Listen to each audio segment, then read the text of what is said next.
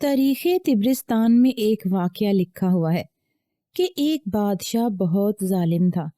اللہ نے اسے طاقت اور مال و دولت بھی بے پناہ عطا فرمائی تھی۔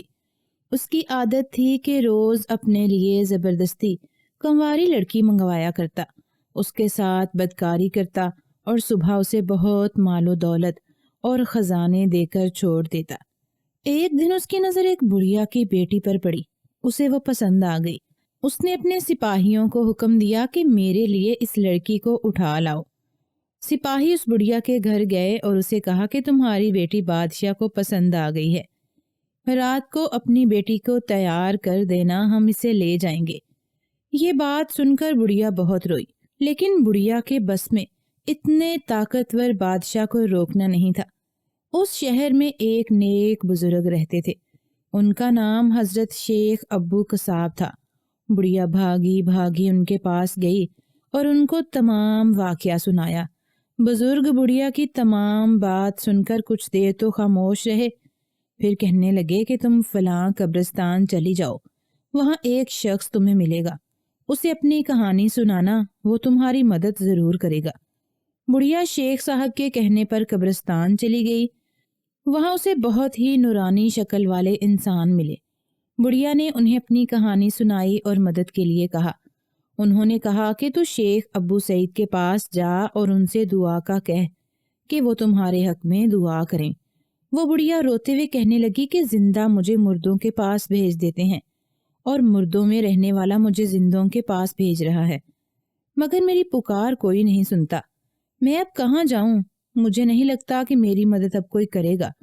تو اس انسان نے کہا کہ اے بی بی، تو شیخ ابو سعید کے پاس جا، وہاں ہی تیرے لیے دعا گو ہوں گی، اور ان کی دعا سے اور اللہ کے حکم سے تیری مصیبت تجھ سے ٹل جائے گی۔ وہ عورت واپس شیخ ابو سعید کے پاس گئی اور ان کو سارا قصہ سنایا۔ سارا قصہ سننے کے بعد شیخ صاحب آنکھیں بند کر کے بیٹھ گئے اور اپنا سر جھکا لیا۔ تھوڑی دیر بعد انہوں نے عورت سے کہا کہ آپ چلی جاؤ، انشاءاللہ اللہ تعالیٰ کے حکم سے تمہاری بیٹی کی عزت محفوظ رہے گی۔ وہ عورت گھر واپس آ گئی۔ تھوڑی دیر میں پورے شہر میں اعلان ہوا کہ بادشاہ گھوڑے پر سوار کہیں جا رہا تھا۔ راستے میں بادشاہ کا گھوڑا ٹھوکر کھا کر گر گیا، جس سے بادشاہ بھی شدید زخمی ہو گیا اور ان زخموں کی وجہ سے بادشاہ مر گیا۔ یوں اس ظالم بادشاہ سے تمام شہر کو نجات مل گئی۔ بعد میں لوگ شیخ صاحب کے پاس گئے اور پوچھا کہ آپ نے پہلے ہی دعا کیوں نہیں کی؟ تو شیخ صاحب نے جواب دیا کہ میں کسی کے لیے بد دعا نہیں کرنا چاہتا، اس لیے میں نے پہلے منع کر دیا اور اپنے مرشد کے پاس بھیج دیا، مگر مرشد نے مجھے پیغام دیا کہ ایسے بد خصلت انسان کے لیے بد دعا کرنا بری بات نہیں ہے۔ ایک دفعہ کا ذکر ہے کہ ایک شخص نے ایک خوبصورت لڑکا اور لڑکی کو کہیں اکیلے بیٹھے دیکھا۔ ان کے پاس ایک بوتل بھی تھی جس میں پانی جیسا کچھ تھا۔ وہ شخص یہ سمجھا کہ شاید یہ دونوں بدکاری کے ارادے سے یہاں بیٹھے ہیں اور رات ہونے کا انتظار کر رہے ہیں۔ رات ہوتے ہی یہ موقع سے فائدہ اٹھائیں گے۔ اس خیال کے آتے ہی اس نے سب میں شور مچا دیا اور بہت سے لوگ اکٹھے ہو گئے۔ جب معلومات لیں تو پتہ چلا کہ یہ دونوں بہن بھائی ہیں اور انہوں نے روزہ رکھا ہوا تھا۔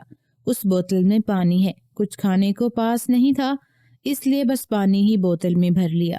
اب یہ سب سن کر وہ شخص بہت پریشان اور شرمندہ ہوا۔ سب کے سامنے اسے ذلیل اور رسوا ہونا پڑا۔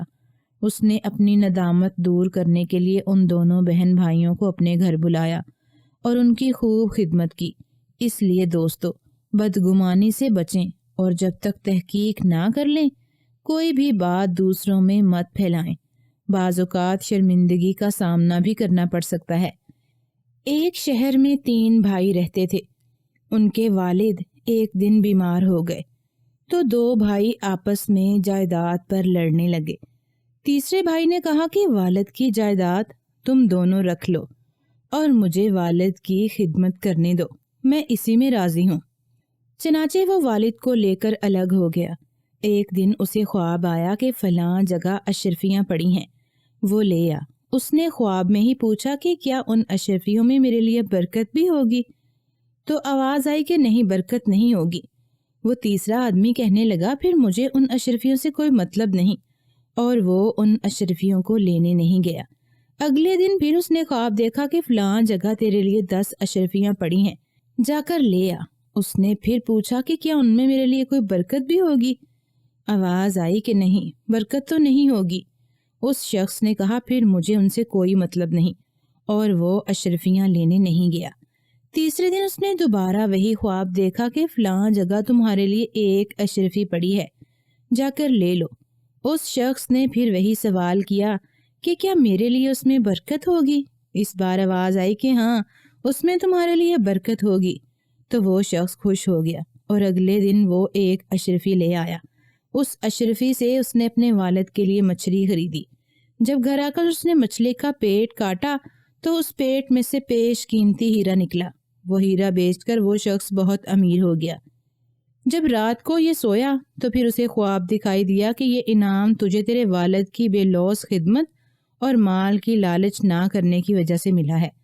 اگر تو مال کی لالچ کرتا تو یہ انعام کبھی نہ پاتا، اور یہ تیرے لیے دنیا میں انعام ہے۔